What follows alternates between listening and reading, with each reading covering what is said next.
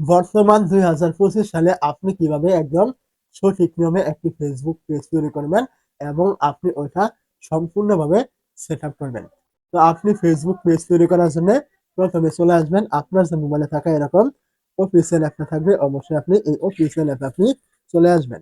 তো এইখানে চলে আসার পর আপনি কি করবেন, এইখান থেকে দেখবেন এরকম একটি ছোট্ট করে একটি প্রোফাইল আইকন অথবা থ্রি ডট আইকন থাকবে। আপনি এই জায়গায় একটি ক্লিক করবেন। তো এইখানে ক্লিক করে দেওয়ার পরে এখান থেকে আপনি দেখবেন এই যে পেজ নামে একটা অপশন এখানে থাকবে, আপনি এই জায়গায় একটু ক্লিক করবেন। তো এইখানে আপনি যখনই ক্লিক করবেন এইখান থেকে আপনি দেখবেন উপরে একটা অপশন থাকবে ক্রিয়েট নামে। তো আপনি কি করবেন, এই জায়গায় আবার একটু ক্লিক করবেন। ক্রিয়েটে যখন ক্লিক করবেন আপনাকে এখান থেকে বলবে আপনার এই পেজটি আপনি কোন বিষয়ে তৈরি করতে চাচ্ছেন, পাবলিক পেজ নাকি আপনি এখান থেকে আপনার কোনো পার্সোনাল কোনো প্রোফাইল খুলবেন। যদি আপনি এখান থেকে পাবলিক পেজ তৈরি করবেন, আপনি এখান থেকে এই যে পাবলিক পেজ আপনি কি করবেন, এইখানে ক্লিক করে সিলেক্ট করবেন। তারপর আপনি কি করবেন, এখান থেকে দেখবেন নিচে এরকম নেক্সট অপশন রয়েছে, আপনি এখান থেকে নেক্সট ক্লিক করবেন। তারপর এখান থেকে আপনাকে নাম দেওয়ার একটা অপশন থাকবে, আপনি আপনার পেজের যে নামটা দিবেন আপনি ওই নামটা এখানে দিয়ে দিবেন। তো এখানে আমি আপনাকে বোঝানোর জন্য একটি নাম দিয়ে দিলাম। আপনার পেজের নাম যেটা হবে আপনি ওইটা এখানে দিয়ে দিবেন। দেওয়ার পরে এখানে নেক্সট রয়েছে, নেক্সট আপনি ক্লিক করে দিবেন। নেক্সটে ক্লিক করে দিলে এখান থেকে আপনার এরকম একটা ইন্টারফেস কিন্তু চলে আসবে এবং আপনি এখান থেকে দেখবেন কয়েকটা আপনার ক্যাটাগরি কিন্তু দেওয়া হয়েছে, যে ক্যাটাগরিগুলো আপনি আপনার পেজে দিবেন। তাছাড়া আপনি এখান থেকে দেখবেন সার্চ অপশন রয়েছে, আপনি এখানে ক্লিক করলে আপনি যে ক্যাটাগরি ভিডিও দিবেন আপনি ওই ক্যাটাগরি এখান থেকে সার্চ করে কিন্তু দিতে পারবেন। তো এইখান থেকে আপনার যদি কোনো ক্যাটাগরি মানে জানা না থাকে তাহলে সবাই যে ক্যাটাগরিটা দেয়, মানে যেটা কমন, যে যেই ভিডিও তৈরি করে না কেন সবাই যে ক্যাটাগরিটা দেয় সেটা হলো আপনার ডিজিটাল ক্রিয়েটর। আপনি চাইলে এইটা এখান থেকে দিতে পারেন। সকলেই কিন্তু এটাই বেশিরভাগ কিন্তু ব্যবহার করে থাকে। তো আপনার ক্যাটাগরিটা এখান থেকে দেওয়ার পর এখান থেকে দেখতে পাবেন এই যে আপনার নিচে রয়েছে আপনার ক্রিয়েট নামে অপশন থাকবে। আপনি কি করবেন, এই ক্রিয়েটে ক্লিক করবেন। তারপর আপনি কি করবেন, এখান থেকে কিছুক্ষণ কিন্তু নোট নেবে। নোট নেওয়ার পর আপনি এখান থেকে আরো একটি নতুন ইন্টারফেস কিন্তু পেয়ে যাবেন।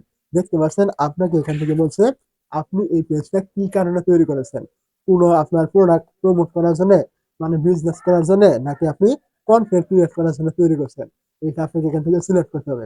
যেহেতু আপনি কন্টেন্ট ক্রিয়েট করার জন্য পেজ তৈরি করবেন তাহলে অবশ্যই এখান থেকে আপনার কন্টেন্ট এখানে দিবেন। আর যদি আপনি কোনো ব্যবসা প্রতিষ্ঠানের জন্য পেজ খুলতে চান তাহলে অবশ্যই আপনি এইখানে দিয়ে দিবেন। তো আমরা যেহেতু কন্টেন্ট ক্রিয়েট করার জন্য পেজটা খুলবো তার জন্য আমরা এখানে এই কন্টেন্ট ক্রিয়েটে ক্লিক করে দিব। তারপর এখান থেকে দেখবেন নিচে রয়েছে আপনার এই যে কন্টিনিউ, আপনি আবারও এই কন্টিনিউ থেকে ক্লিক করবেন। তারপর দেখবেন আপনার সামনে এরকম একটা ইন্টারফেস কিন্তু চলে আসবে। তো এখানে আপনার আগে কোনো কিছু দেওয়ার দরকার নেই। আপনি এইখান থেকে দেখবেন এই যে আপনার নেক্সট অপশন রয়েছে, আপনি কি করবেন, নেক্সটে ক্লিক করবেন। নেক্সট এখান থেকে ক্লিক করলে দেখতে পাচ্ছেন আপনার এরকম চলে আসবে। এখন আপনি কি করবেন, আবারও এখান থেকে দেখবেন এই যে নেক্সট অপশন রয়েছে, আপনি এখান থেকে নেক্সটে ক্লিক করবেন।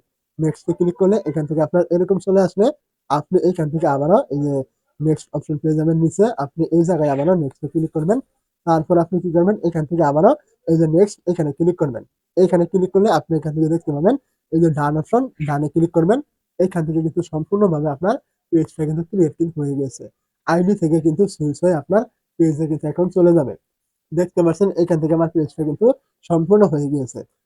এখন আপনার কাজ হলো এইখান থেকে পেজটা সঠিক নিয়মে সেট আপ করা। তার জন্য আপনি কি করবেন, সবার আগে এখান থেকে দেখবেন এই যে আপনার প্রোফাইল পিকচার, আপনি কি করবেন এইখানে ক্লিক করবেন।